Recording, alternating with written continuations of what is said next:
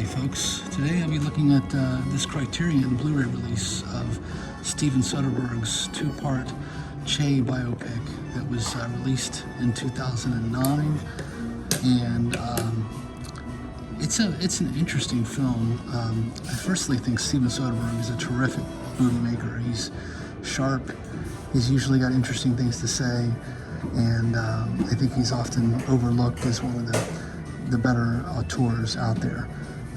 Now this film I thought was firstly expertly cast with Benicio del Toro playing the titular character. I thought he was terrific. I also thought some of the supporting characters were excellent as well. It looked fantastic. This movie was one of the first to use the red digital camera, and it was shot in 4K, I believe, and it really demonstrated the up to that point, digital cameras hadn't quite been able to capture a filmic look, and with the red camera and the way Steven Soderbergh and his cinematographers used it, I really think it basically made digital filmmaking a real option for people who were still on the fence and saying, look, the 35 millimeter film is far superior. I really think this movie just looks terrific. Now, and when I say movie, I mean two parts. So of course the discs come separately. The first is the part one, which is of course his Cuba campaign, and then part two is the campaign down in Bolivia.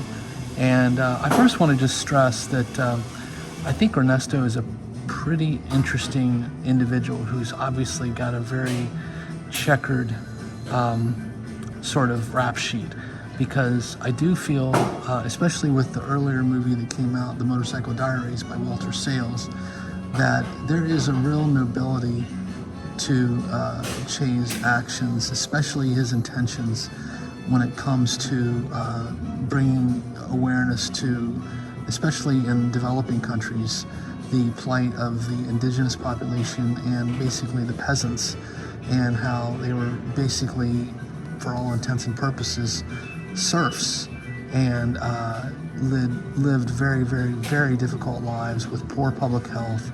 And I think his training as a doctor and his concern for the indigenous population in South America, I think warrants some real respect and kudos.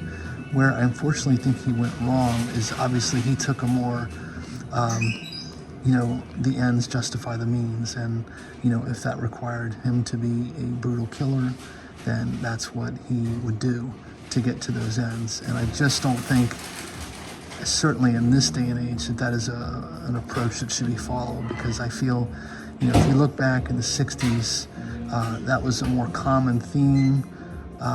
Not to justify it by any stretch. I think it was wrong then, it's certainly wrong now, but I feel as though he was sort of a person that existed in his time and place, warts and all.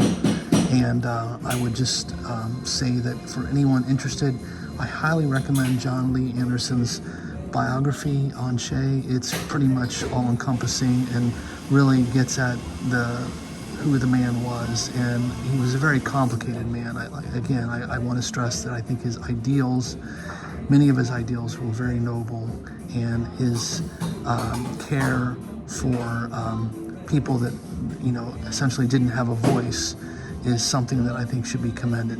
Where he went wrong was basically turning off his emotions and basically being a cruel, brutal murderer in many instances. I don't think there's any way around that. Unlike Gandhi and Martin Luther King and others who tried to bring about change peacefully, he obviously took a much more radical and violent approach, and I certainly can't get on board with that. But I think he's a fascinating historical figure, and someone that I think is worth looking into. Now, what's also interesting about this is that John Lee Anderson, that biographer I just mentioned a moment ago, he was apparently consulted on this film, and in fact has done the commentary on both part one and part two. So I think historically this film has some real merit, and is absolutely worth a watch. And if you're into Soderbergh and his style of filmmaking, I think this is one of his best movies. So, and Criterion, of course, just gives it, their usual TLC. It's one of their best releases, in my opinion. The only criticism I would levy against the film is that I do feel like it's a bit detached. There are so many shots that are just really more fly-on-the-wall shots. So in some ways it feels a bit more like a documentary, but at times I felt like there should have been a few close-ups, and it was like there seemed to be an allergic reaction to that by Soderbergh and his crew. And I think that was probably intentional, because again, it was meant to perhaps illustrate the coldness of Che. But I think sometimes the film could have benefited from having vary the shot distance between the actors on screen. So, but on that note, I do hope everyone is well. Please take care out there, stay safe, and until the next time.